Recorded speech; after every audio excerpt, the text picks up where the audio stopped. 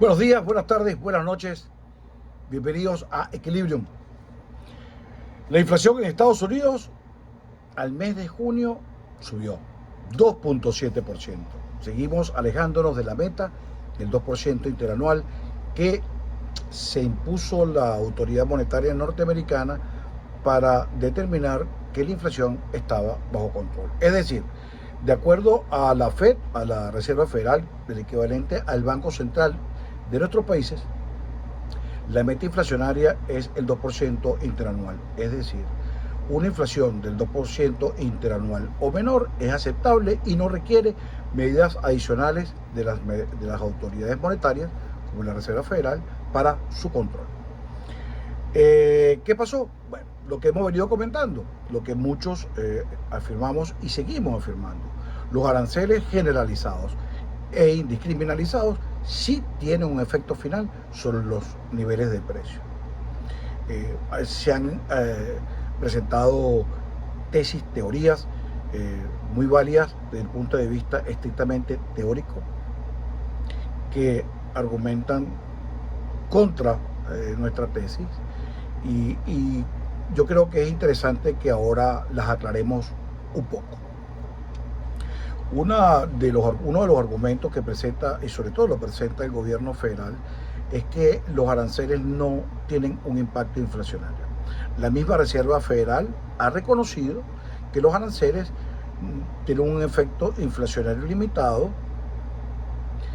porque tendrían un impacto sobre los precios de una sola vez.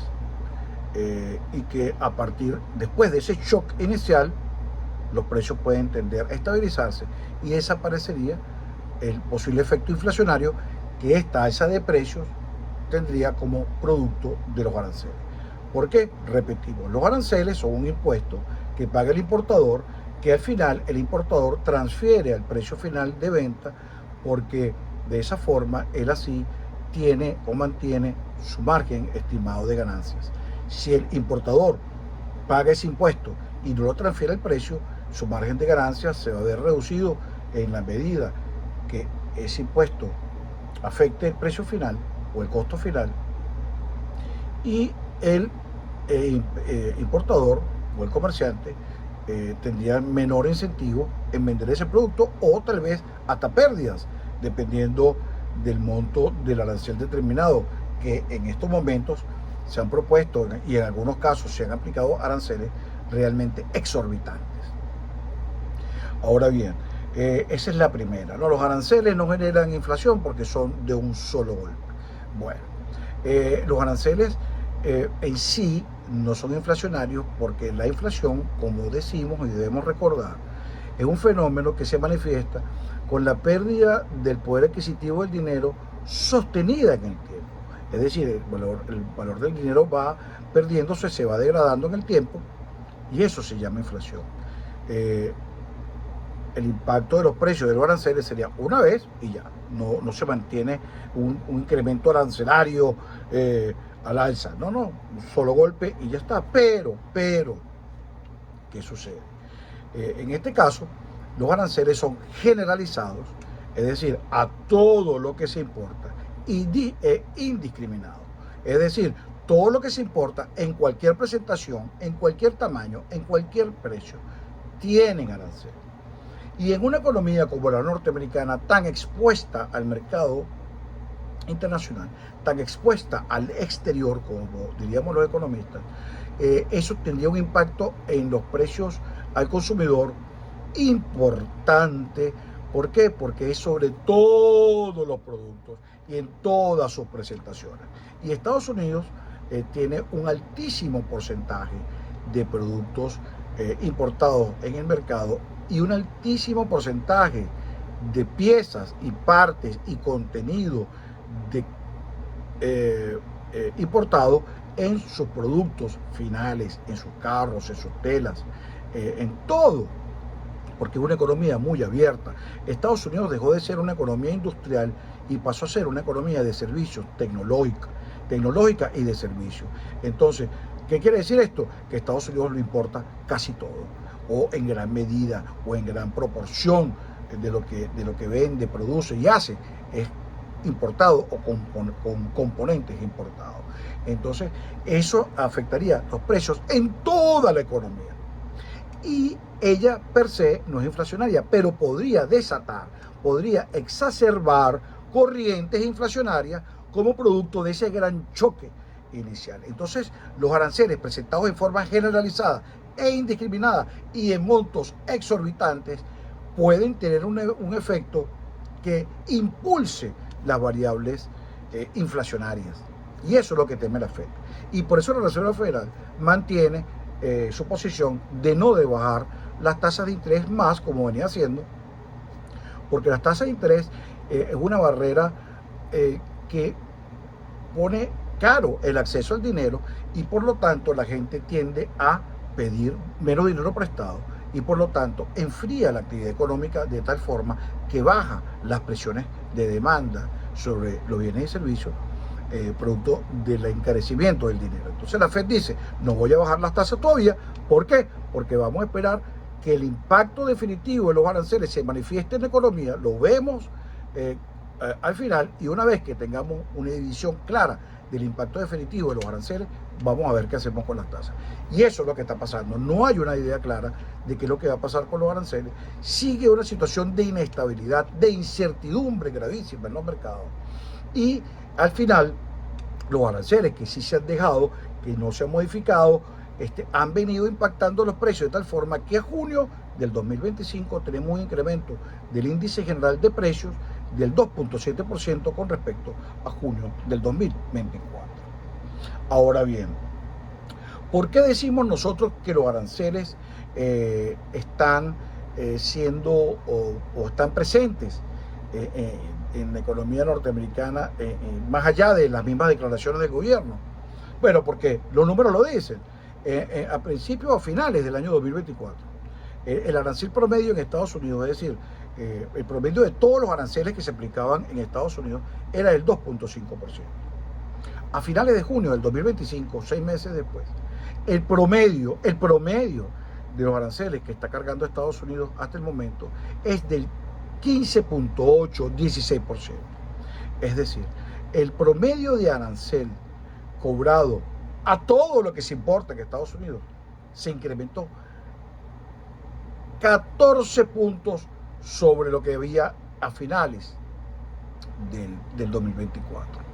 Ahora bien, también nos dicen que el arancel per se no es inflacionario.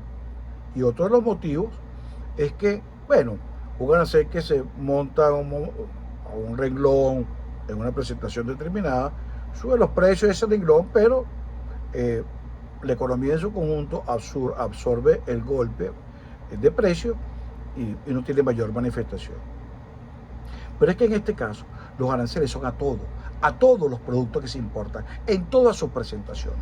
Es como cuando decimos que un aumento de salario de un sindicato en un sector determinado, por ejemplo, en el sector de ferrocarriles, el sindicato o los sindicatos de empleados ferrocarrileros firmó un contrato colectivo con las diferentes empresas y llegaron a un acuerdo de un incremento de salario.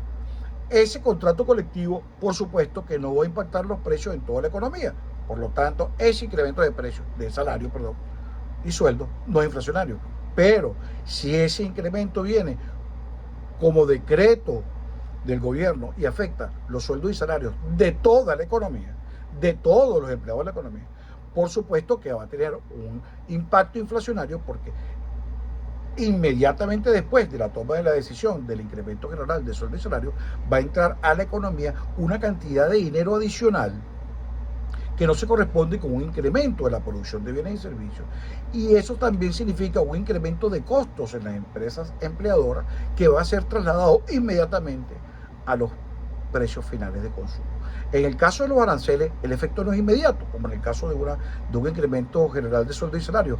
¿Por qué? Porque hay un gap, un espacio de tiempo mientras los importadores se van adecuando a los nuevos precios, hacen inventario, como ocurrió en Estados Unidos en mayo, antes de la decisión de abril del 2025, se reflejó la mayor importación de bienes en Estados Unidos en muchísimos años. Y eso fue como producto de la previsión de los importadores de construir inventarios importantes a precio pre-arancel y de esa forma mantener su competitividad en el mercado mientras se van ajustando los precios y mientras se decide cuáles son al final las políticas arancelarias definitivas, porque esa es otra, la incertidumbre que se ha generado con el quita, el pon, sube, baja de tarifa, que tiene una gran incertidumbre.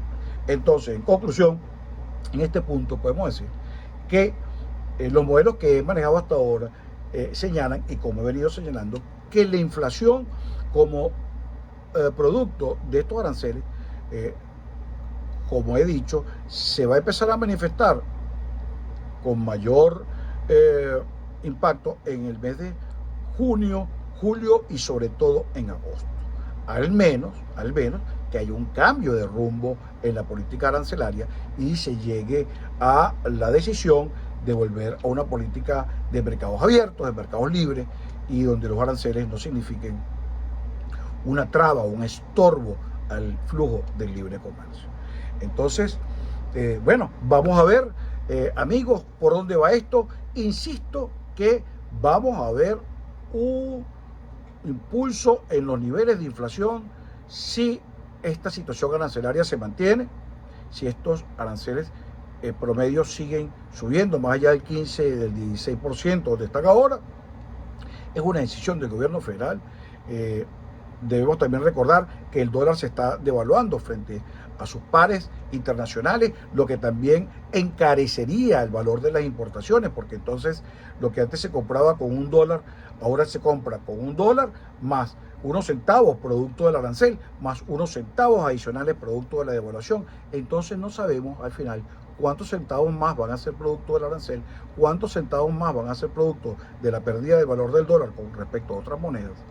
Y no sabemos entonces, ni los analistas, ni los inversionistas, ni los comerciantes, cuál va a ser la posición final de los precios en la economía norteamericana dentro de este esquema de incertidumbre. Esperemos, todavía hay un gran margen de maniobra.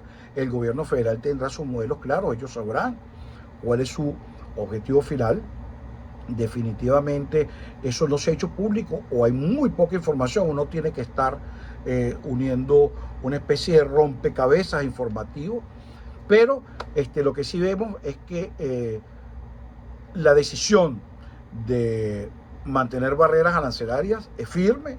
Lo que no sabemos con claridad es cuál va a ser el monto final de esas barreras arancelarias. La decisión de mantener un dólar débil se ve clara, por lo tanto no sabemos qué tanto va a afectar eso al comercio internacional de Estados Unidos, que tiene su lado bueno, su lado malo, como todo.